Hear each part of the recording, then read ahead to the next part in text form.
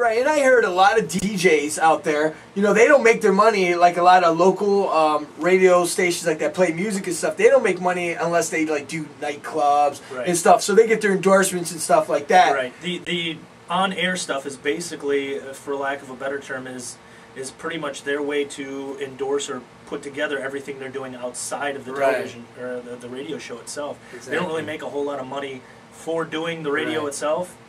So what they have to do is promote everything else they're doing. Like you're saying, the DJ clubs and weddings and things of that nature, everything else outside of their radio show, but that promotes the radio station, so they allow them to do that.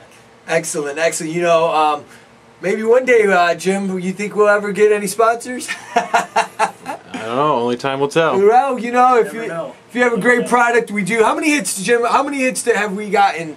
Last show, what's going on? Well, I've been keeping track by week, and last week alone was over 1,500. 1,500 hits, folks. Thank you again. I want to thank everybody that listens to this show. We appreciate you. We need you. This is a show about awakening, and this is actually your show. Getting back a little bit back to Frank. Sorry about that. You know, it's a shameless plug, right, Bill? You got it. I got a question for you, Frank. Yeah. I'm not sure how this all works. You know, listening, you know, myself, I like a lot of talk radio as well. Sure. You say, you know, most of them make the money outside of what they're actually doing on the air. Right. You know, it's all appearances, you know, that kind of thing. So you know, you listen to somebody, they get all these endorsements. Is that money that's usually going straight in their pocket, or is that money that's going to the station that owns them, or is that going right, you know? Or are you on the street getting those endorsements? It depends. It depends on each individual person. You know, Johnny Overnight Guy probably isn't making squat off of everything that he's pimping when he's on the radio. That's all going to go to the radio station.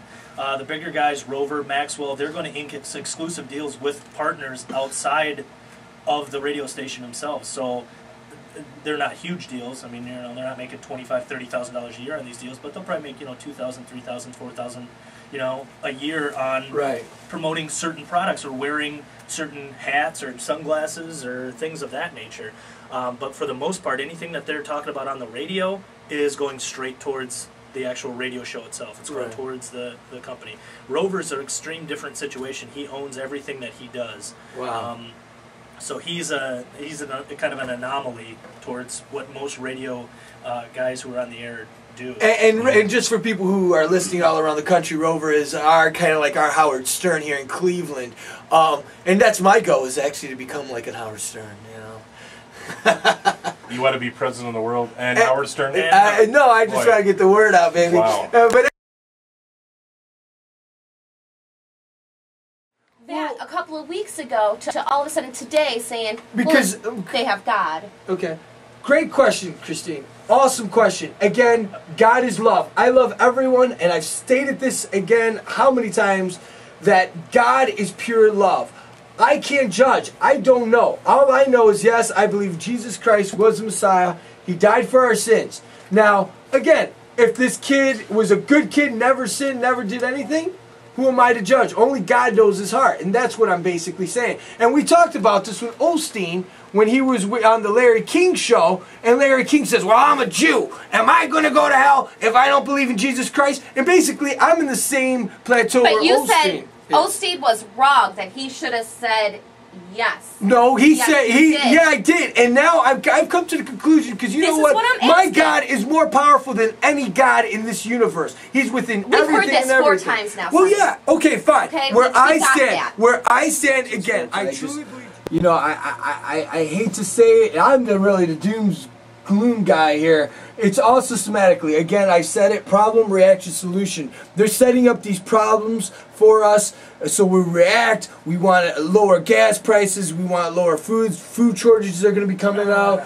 Yes, and they're going to give us the solution. I don't agree with that. No, man, you got dude. That's so. They control everything. That's so blamatic. That's so. Let's put the blame on somebody else, so I don't have to take the responsibility for myself to make my own decisions. That's what this is all about. The whole world is about one simple thing: Sonny's ability, Sonny's rational thinking to make decisions for his own life. Right, and you have free will for a reason, right? Not just random luck. Right, and I could go and so to sit here and bitch about this is going on, you're absolutely right. I could get off the grid, but how do you get off the grid? I'm not saying you're get off on the grid. Every time you spend a dollar, every time you use a credit card, you're on their grid. Right.